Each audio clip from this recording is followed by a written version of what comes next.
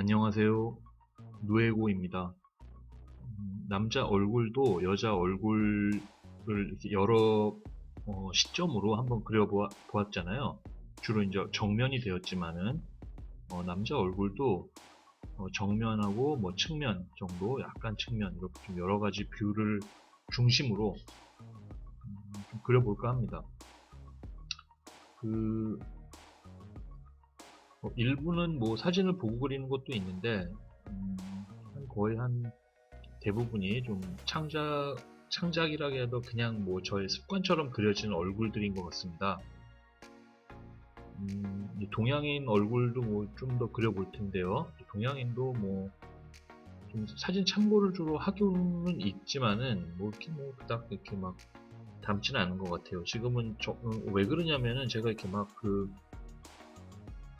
암기라는 얘기를 좀 많이 쓰잖아요. 어떻게 보면 좀 좋은 건 아니지만은 또 한편으로는 어느 정도 좀 암기가 돼서 좀 습관처럼 그림을 그리게 되면은 음, 조금은 좀 어느 정도 그리는데 좀 도움이 됩니다. 암기해가지고 그리는 것.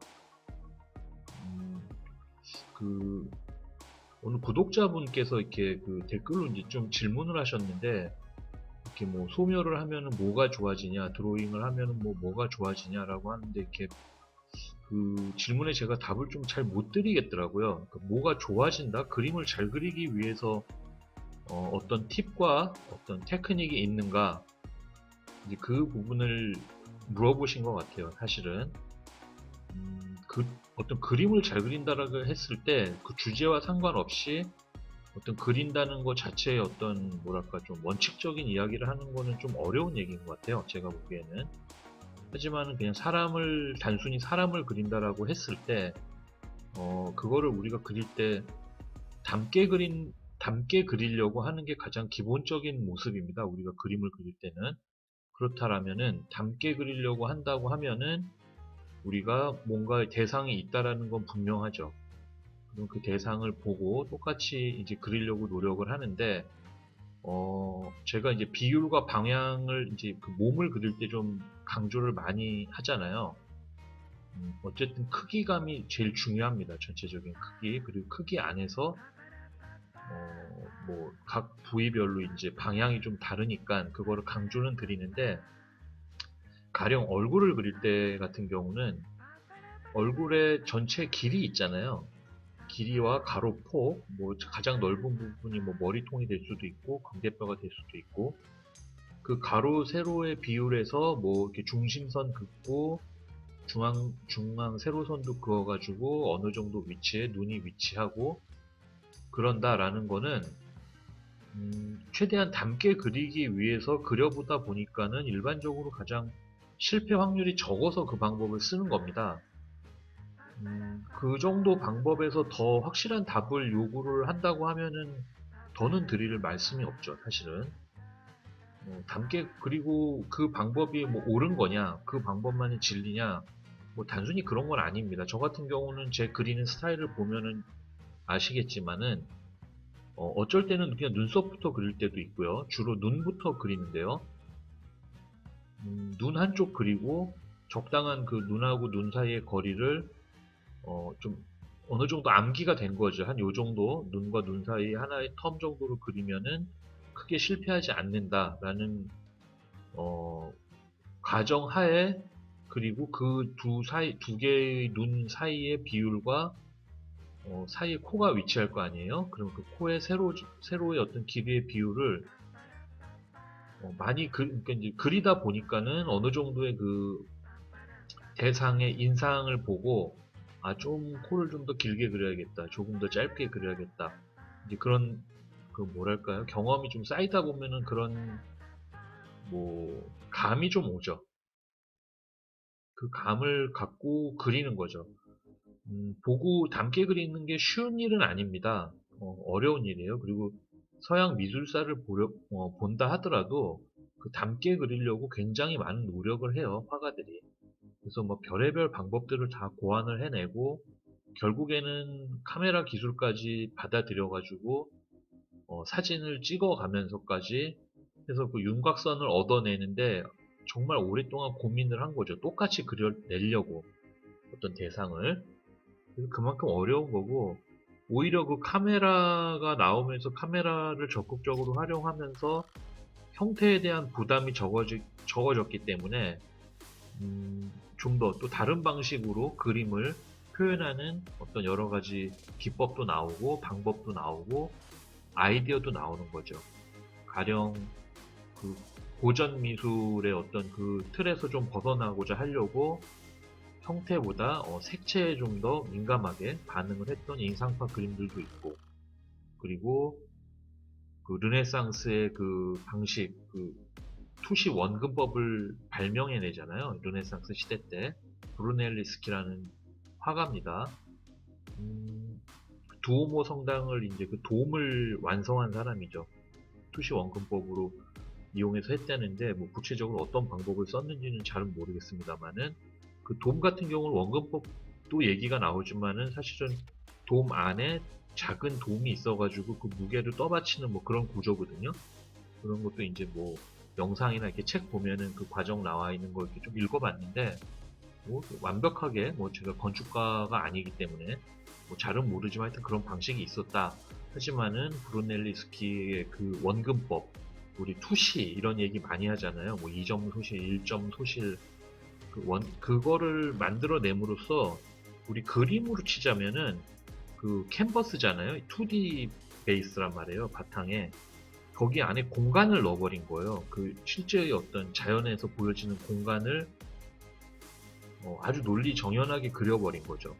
그랬는데 그 우리 원근법 자체는 사실 우리 그림이라고 친다면 그 원근법을 반드시 표현해야 되는 건 아니지만은 아까 말씀드린 인상파 화가들이 형태와 색이 회화를 구성하는 두 개의 큰 가닥이라고 한다면은 아까 말씀드린 것처럼 카메라가 나오고 나서 어떤 형태에 대한 윤곽선에 대한 그 고민이 해결이 되면서 오히려 색깔에 좀 더 표현에 좀 더 뭐랄까요? 좀 집중을 하게 되면서 인상파의 어떤 그런 아름다운 그림들이 나오거든요. 그림 너무 아름답잖아요. 인상파 그림들 보면 굉장히 아름답습니다. 근데 마찬가지로 입체파도 그런 거예요. 그런 형태에 대한 그런 뭐랄까요?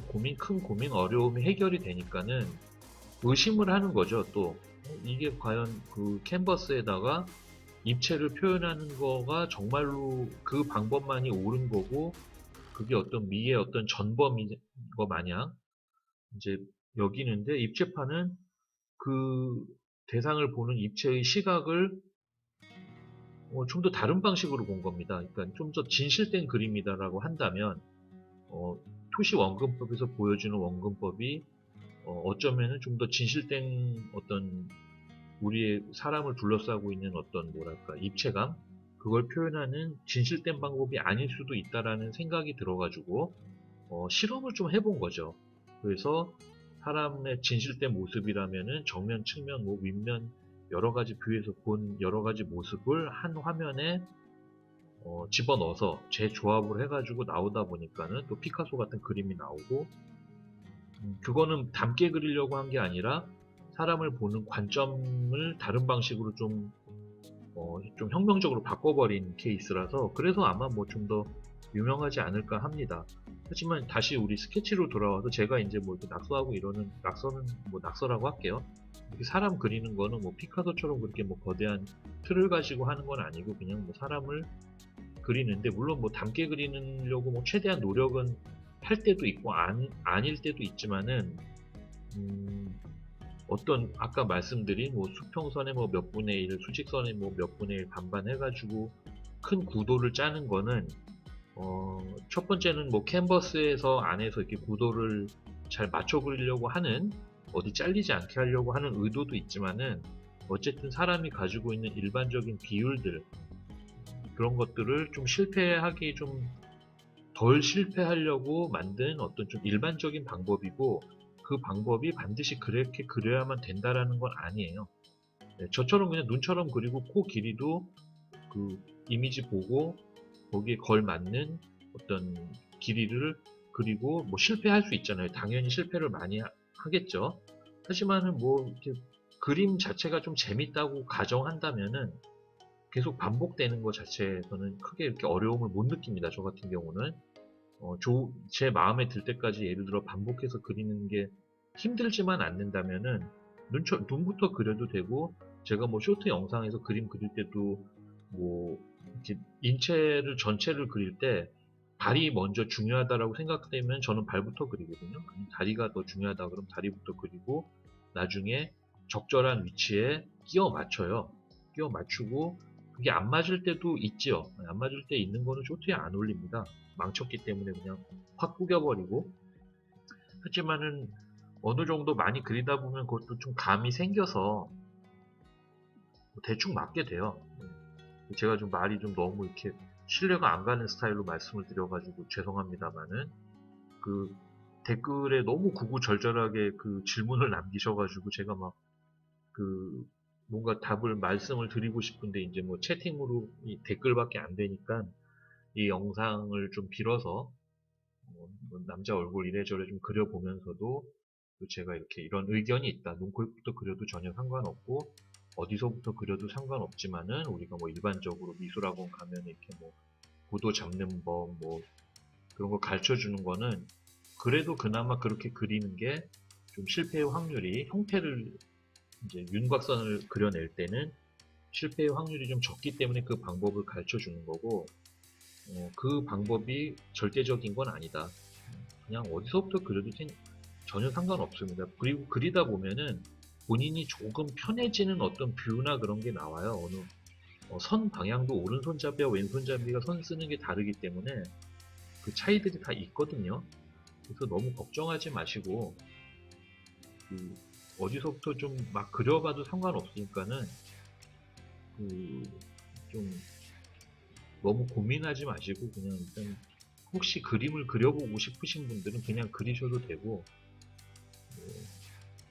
정말로 뭐 기회가 된다면 정말로 같이 이렇게 뭐 그림 보고 제가 이렇게 좀 간단하게 코멘트를 남길 수도 있으면 좋겠지만은 지금 뭐 그럴 상황은 아닌 것 같아요.